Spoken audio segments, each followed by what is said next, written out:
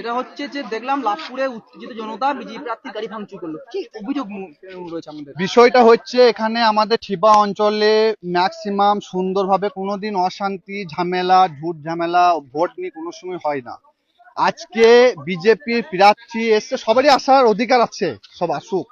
তাহলে এখানে উদ্ধার, এখানে কোনো সিকিউরিটিকে না বলে, এখানে সেন্টার পোস্ট আছে না বলে, ডাইরেক্ট বুথে ঢুকে জয় শ্রীরাম বলার কারণে এখানে 237 নাম্বার